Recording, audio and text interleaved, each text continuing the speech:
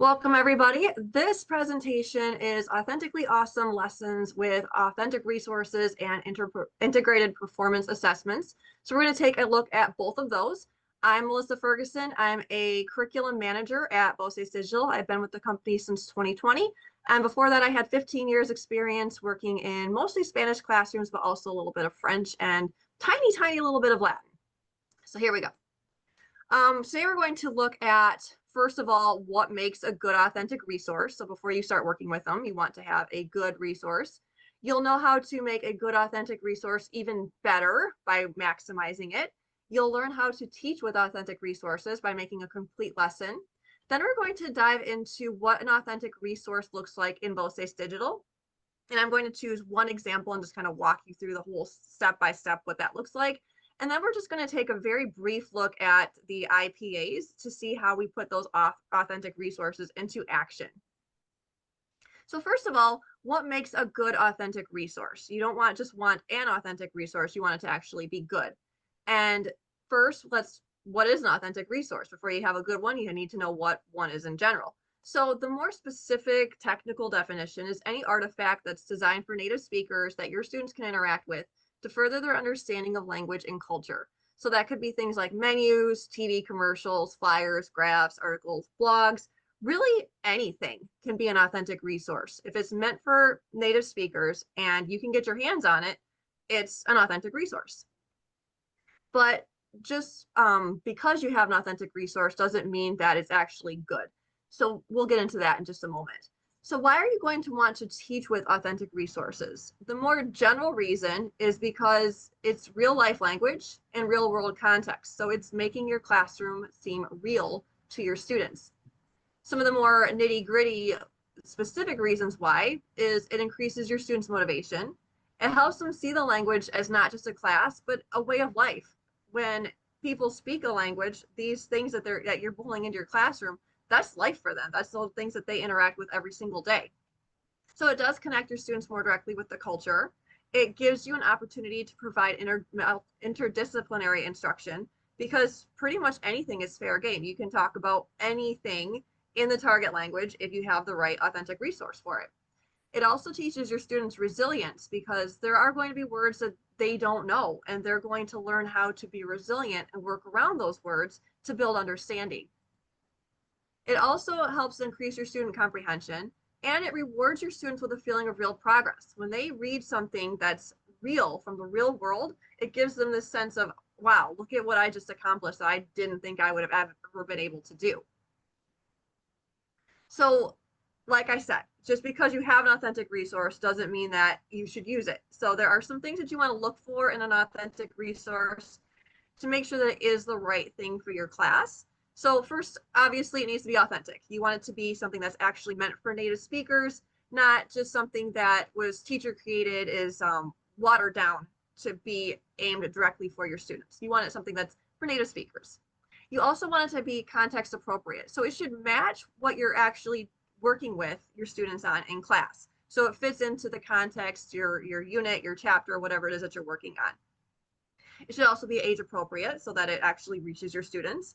And it should be appealing. It should be something that your students actually want to interact with, something they want to read, something that they want to watch if it's a video, so that it gives them that extra, like, okay, yeah, this is actually interesting to me. And it should be aligned to your teaching goals. It should help get your students working towards whatever it is that you want your students to accomplish this year. So look at it, a resource, is it going to get my students where I want them to go, or is it not? And it should also be accessible and match to your students' proficiency. That may mean that you need to do a little bit of scaffolding, but it should be something that your students can actually understand. If they can't understand it, they're not going to get anywhere with it. So what makes it accessible? There are some things that you can look for. First, a big one is visual support. So if it's something that's in print, does it have pictures along the side, or other like graphics, things like that? If it's a video, as someone's talking on the video, are you seeing pictures of what is being talked about? Next, it should be organized. So even if it's super comprehensible, really simple language, if it's jumbled and doesn't really make sense the way that it's organized, your students are still going to struggle with it. So you want to look for something that's nice and neat and organized and makes sense.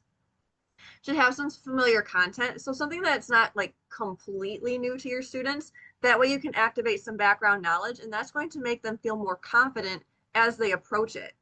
It should also be relevant. So something that, actually is going to resonate with your students, something that's not just way out of left field that they have no idea what it's about, but something that they can relate to themselves to have more of a personal connection with it. It should use some familiar vocabulary and grammar structure. So in order for your students to access it, yes, there is going to be some stuff that they don't understand, some new words to stretch them a little bit, but there should be something that they can ground themselves in to be able to understand it. And you should also make sure that it has the right length and complexity. So think about where your students are at. If this is too complex for your student, don't use it, or look for something that's a little bit simpler so that it's right there, it's best matched for your students. Some places that you can find good authentic resources, because they are really everywhere. Since everything can be an authentic resource, you can find them pretty much anywhere. So some ideas here are social media. So you can go on to your whichever social media you like to use and follow your favorite creators, some brands, influencers. They're always putting things out, and you can find tons of gems that would be great to use in your classroom. On YouTube, you can do a search, and then there is like a filter, I think is what they call it maybe. And you can set parameters for the length of your video, the date of publication. So that way you're not getting like a 20-minute video, or you're not getting something that's 15 years old, so that you can get something that's, better, like a small chunk of something for your students to watch. And that's more recent. There's tons of things on Pinterest. I know teachers are always sharing their favorite things on Pinterest, so you can search there as well.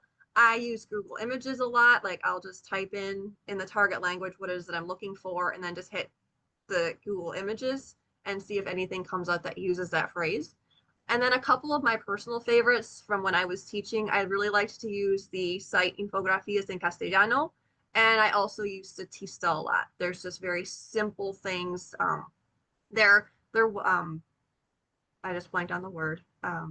Infographics, sorry. They're infographics. They're just so clear and simple that they're great things to use.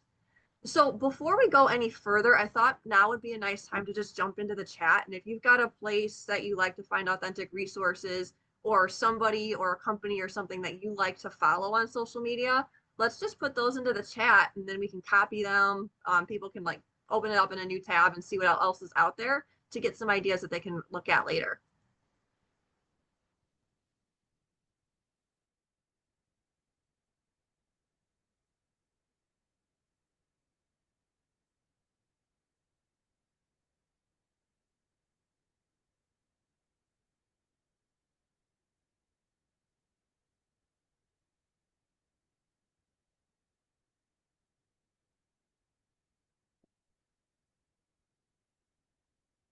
Juan Valdez commercials from the 80s. I remember those, and I had totally forgotten all about those from back in the day. The Taco Bell Chihuahua commercials, those are really fun too. Yes, I loved those when I was in Spanish class back in the day, because that's when they came out. Those were really fun. Authentic music videos, yes, those are really good.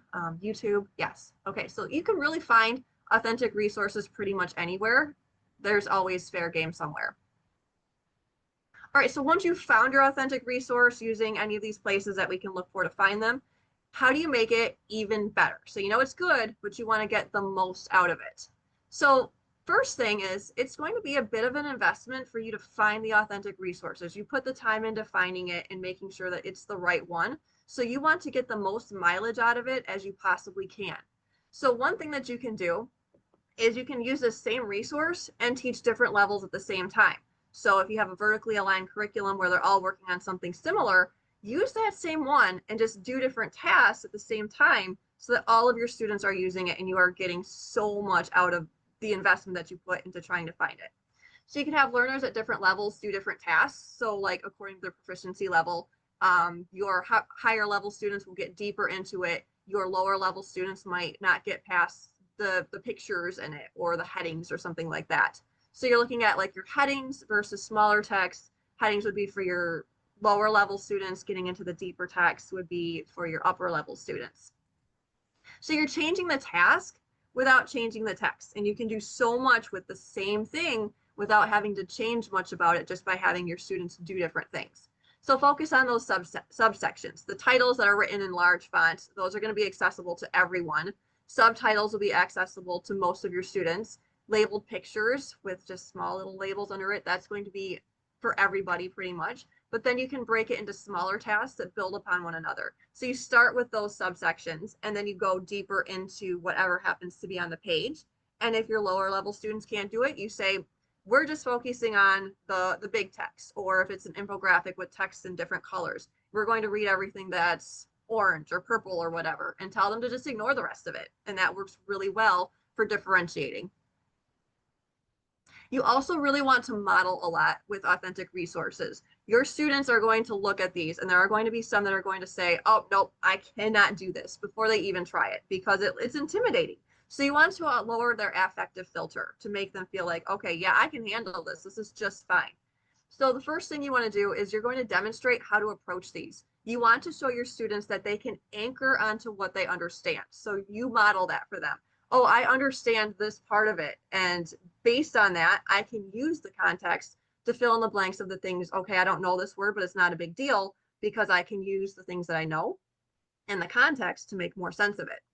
You're going to want to do some of these together with your students before you put them on their own to work on it. So maybe, stretched over a few weeks or something like that, you are going to work on, okay, here's an authentic resource. We're going to work through this and you're going to model your whole thought process. Okay, I see this picture and it makes me think whatever, or I see these words and I know that this means this, and show them how you fill in those blanks. You can also start your class by just like previewing it together and get your students thinking by modeling your thinking about it before you say, okay, now you go finish this. This modeling is going to make them feel so much more confident to approach a text or a video or whatever it is that you're using for an authentic resource. So once you have your resource and you know what you want to do with it, you can create awesome lessons that use these authentic resources that take you from bell to bell or even across multiple days. But the first thing you need to do is change your mindset about authentic resources. In the past, I've seen teachers that kind of look at authentic resources as a supplemental activity. So we're studying this. I'm going to pull in this authentic resource. We're going to work with it, and then we're just going to let it go. So the authentic resource is not really a one and done. It's not something that you just check off. Oh, we did an authentic resource. We're moving on. It really can be the star of your lesson and the focus of everything that you're working on. So when you're teaching with authentic resources, you're actually getting your students to progress through different levels of interaction and complexity. So they're starting low and you build a knowledge base that gets them working on increasingly complex tasks in the target language.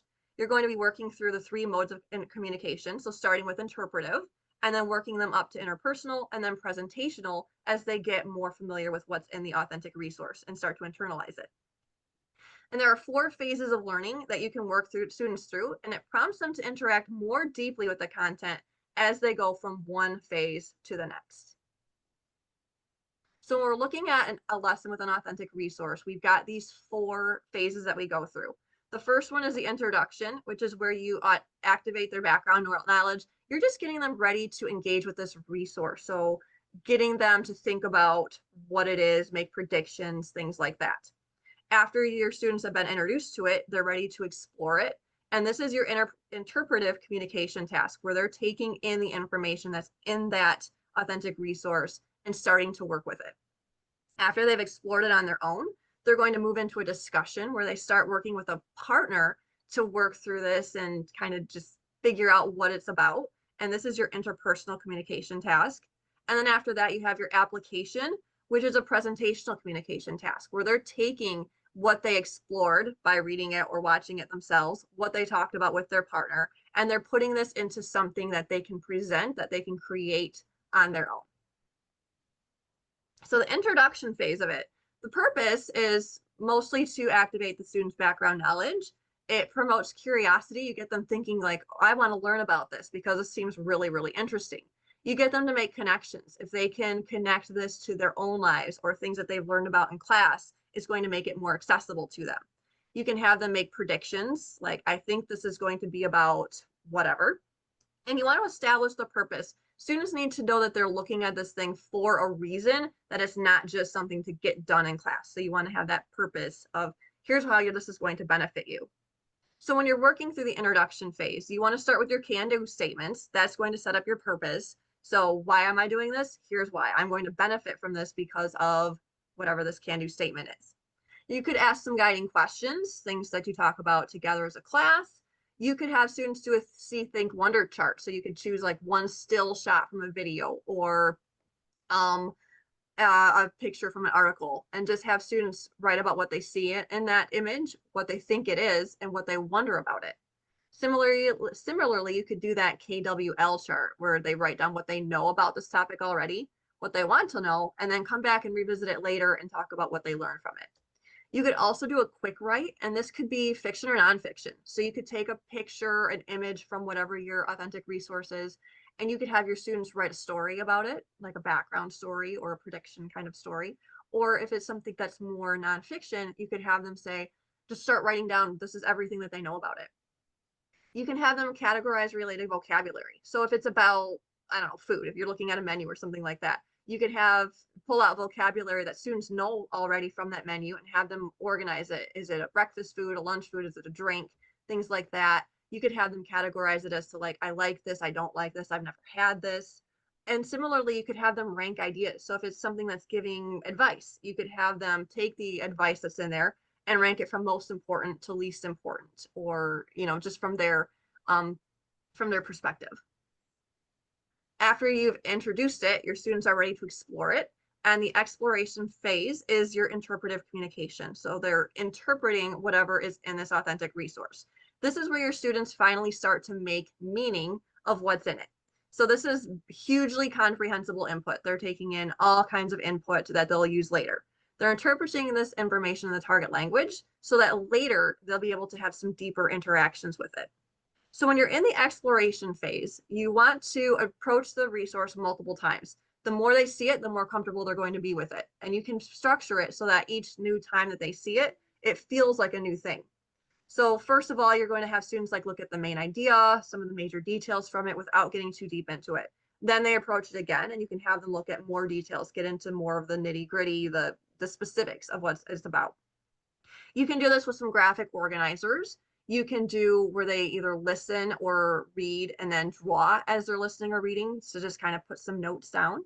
You can have them highlight, so put a highlighter in their hand if it's a print text and just highlight some things that they understand, or give them like highlight all of your cognates, highlight something that's new to you, something like that. You can just have them take simple notes. And of course, there's comprehension questions that you're going to follow up with as well. After the exploration comes the discussion, and this is your interpersonal communication. This is getting your students to work together to help each other understand it more, bounce ideas off of each other, and just really interact with this text and each other. This is how they further process the input with a classmate. So they're talking about it together. They're going to come up with some new ideas based on what they learned. So one student might see things one way and say it to their partner, and their partner will think, oh yeah, that's a really interesting perspective, I hadn't thought of it that way. They're going to start to investigate, and they're going to be forming opinions when they talk with a partner. Oh, and they you are also explain what they've learned to their peer, and that helps them to generate even more information. So when you're doing this, you can put, am I breaking up? Yeah, your audio was Can you guys breaking hear up me okay? just Thumbs a up, little bit. something? It sounds okay now, Okay. but for a second there you I'm okay were, now? yep. Okay. Well, my internet gets really, really bad when it's hot out, and it's pretty hot today, so bear with me. If it happens again, just interrupt JJ and let me know, okay? Okay. All right, so when we're at the discussion phase, some things that you can do is start out just giving your students some discussion questions. Here are some things to talk about in the target language with your partner. You can have them do a role play. So like if it's a menu, have them act out like they're ordering some of the stuff off of that menu. You can give them some sentence frames and have them make some statements, like some genuine conversation of what their real opinions are, sentence frames to get them started. You can take a quote from it and have them paraphrase it in their own words and then talk about what that means to them. And you can use some cooperative learning activities. And I won't get into those because that would be a whole presentation in and of themselves.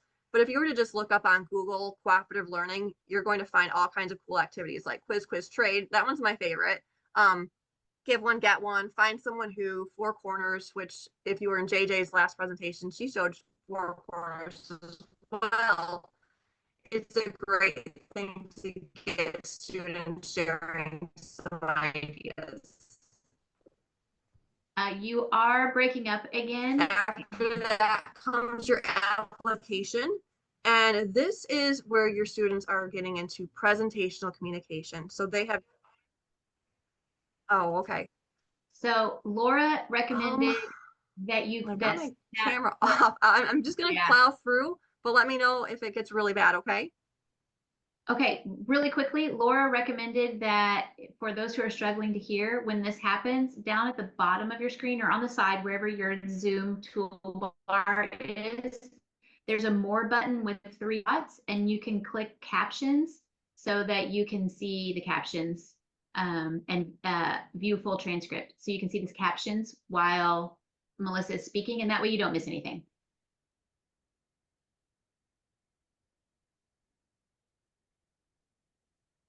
And I apologize, everybody. It's something that happens every year. I've called the internet company and they say when it's hot, there's really nothing that they can do about it, I guess. So bear with me, I apologize. Um, so at this application phase, we're at presentational communication. So this is where your students are taking everything that they've learned through every phase and they're putting it together to make something new. So they're applying what they've learned, they're getting deeper into the content so that they can broaden their understanding. And some things that you can do at this phase, you can have them create a new version of their resource. So if it's an infographic, have them make their own infographic with similar information, make their own video, something like that. They can give a presentation to the class. They can make a poster or a graph, write a story or a letter based on what they've learned.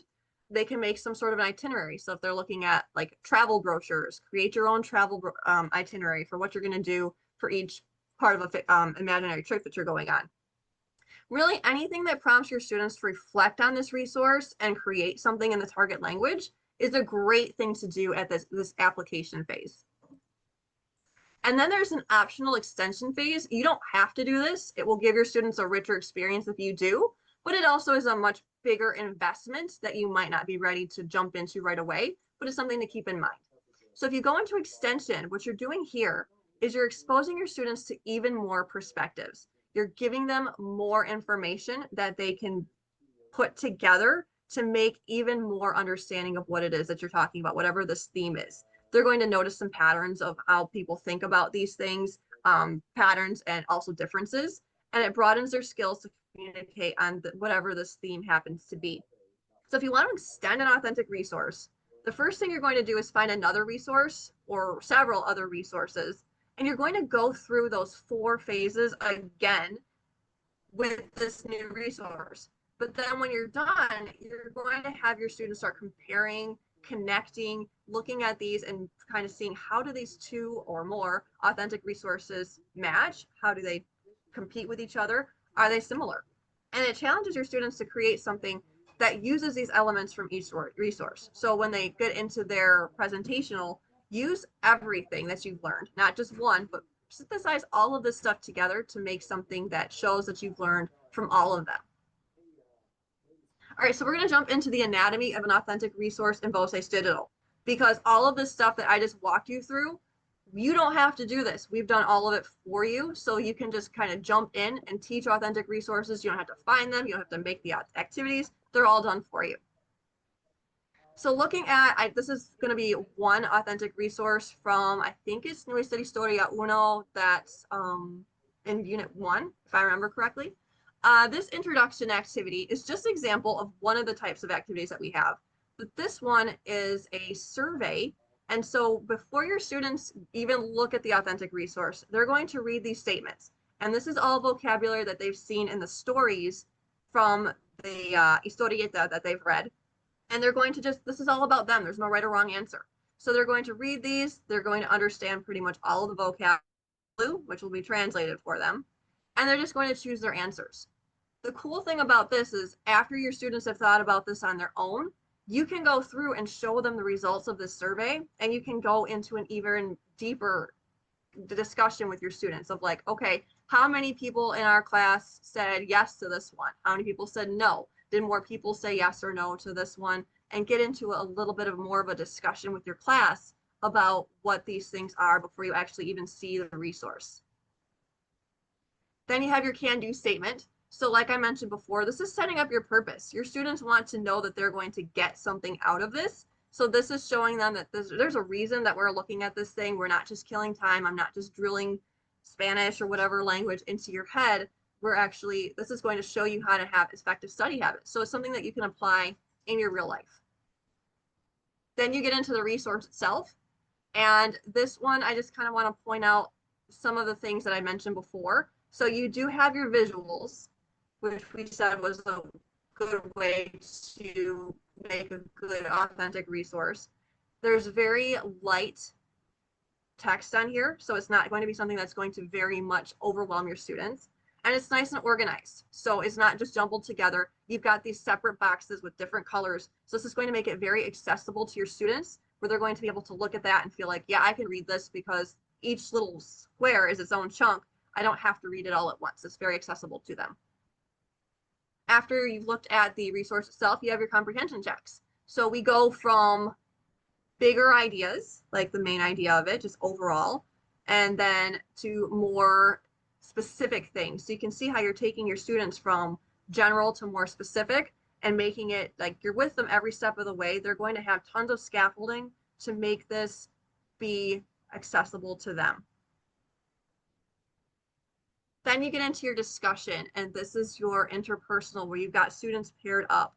So for this particular one, students are going to be working with a partner, and they have some sentence stems down here that they can use. And this is genuine conversation because they can fill this in with whatever they think matches their opinions. So they can say it's a good study habit to use study techniques, and their partner is going to react with whatever is true for them. So they can say, yeah, I have this habit already. They can say, I don't have this, or they can say, I need this. So if they can start to reflect on themselves and say, this is something that I need to work on. It's very simple language, but it's really getting them to think about not just the vocabulary, but how this vocabulary shows up in their lives. I already do this. I don't do this. I need to do this, and start thinking about building their own study habits just from their Spanish class. After that is your application. And for this one, the students are going to set goals for their school year. So they're not just using the language, they're using this to set goals and figure out how they're going to succeed in this class. So there's some prompts here as to how they're going to say, this year I need to, or it's important to, and use some of the things from that infographic and set their own goals that they can work towards for the rest of the school year. All right, and then we're going to get into integrated performance assessments. So these are your authentic resources in action. And so you take what you've done in authentic resources and you can make these an assessment that your students are going to take later to show how much they've taken in as part of this unit. And this is going to be just a really quick overview since we're talking about assessments later on today. So just a really quick, this is what IPAs are and this is what they look like. So our IPAs start with context. So it's going to set the stage for what your students are doing. So not exactly the same as an introduction or preview, but just kind of showing your students, I can see that I'm losing my internet again. So sorry guys, I just had something pop up saying I'm unstable. But anyway, the context just sets the stage. It's going to give your students a purpose and know that there's a reason why you would have to do this in the target language. After the context, you're going to get into your interpretive task. So this could be something that's reading or it could be listening. This one comes from the same unit that authentic resource came from. So there's going to be a little bit of a matchup between what the students are seeing in the unit and what they see on their IPA. So this one's looking at different classes. And so they're going to be looking at that, reading what the schedule looks like, and then working through, very similar to what they did in the authentic resource, they're going to do on the IPA. Looking at the main idea, word recognition. I didn't get enough screenshots on here, but it's the same kind of stuff that they just did with the authentic resource. So they're going to be super confident and very well prepared to take this on because they've already done it as a part of the unit. Then they get into their interpersonal task. Now on the IPA, they're not working with partners. They're actually working with native speaker audio. So it's going to be like they're simulating a conversation. So they will be able to play this audio, listen to it as if it were a real conversation, and then they record themselves responding to it. If it were a text, like they were having text messages or something like that, they would type their own responses back. So it takes out the other student because this is just evaluating one student, but they're interacting with native speaker audio. So it's like they're having a genuine conversation back and forth. And these come with rubrics so that you've got it all set up, very easy to grade. You can edit the rubrics if you want to, but these are all ACTFL aligned so that you could just go and just grade them on the spot and have it ready. And then you get into your presentational task, which students have already done presentational things in their authentic resources. So this is not going to be new to them. This is going to be very familiar and very comfortable. I see in the text, this is Nuestra Historia, the first level is where this one is coming from. All right, so your presentational task, the students are going to be writing something for a large audience or speaking something that would be going to a large audience. So for this one, it's actually a recording. So they're talking about themselves as they go to a new school, like introducing themselves to new students. So they would record themselves, and then you, again, have your rubric so that you can very easily see, did they meet which criteria, how did this go, and very easily grade it. And you can use the editor to change it however you would want to as well. All right, that's it. I am a person of very few words. So as we were looking at authentic resources, this is what we talked about today. We talked about what makes a good authentic resource. You know, it doesn't have to not just an authentic resource, because anything can be an authentic resource, but what makes it good? Is it accessible to your students? Does it have the visuals? Is it relevant? Does it tie into your teaching goals? Then we talked about how to make a good authentic resource better. So milking it as much as you can to get the most mileage out of it so that you can teach it with all of your students. How can you scaffold it? How can you adapt it for different levels? Things like that, so that it's not just something that you use, but something that you really make a whole lesson around. So then making that whole lesson around it, we talked about how to teach with authentic resources and the 4 parts of your lesson that you can go into, where you introduce it, and then students explore it, they discuss it, and then they create something with it. So that 4-part makes it, the 4-part process makes it a full lesson where you can teach from bell to bell. Or if you have lots and lots of stuff, it could go across multiple days. Then we looked at the anatomy of an authentic resource in Voces Digitals. And I just gave you one example. And there are so many, like each chapter or unit has several. So you're going to have all kinds of listening exercises, reading activities, and then all of the things that go along with those through each step of the way so that you can work through those authentic resources very completely.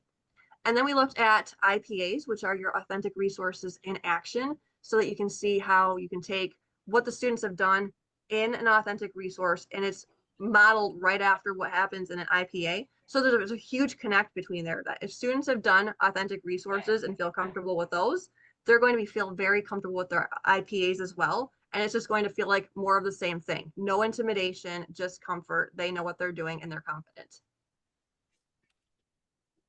So if you have questions for me after this and you want to reach out, you can reach me at my email right there, melissaf@vocesdigital.com. My name, Melissa, only has one S, so make sure you're careful of that. Otherwise, it won't come through. Okay. I would be happy to hear from any of you or talk more about this. And I guess we can stop the recording.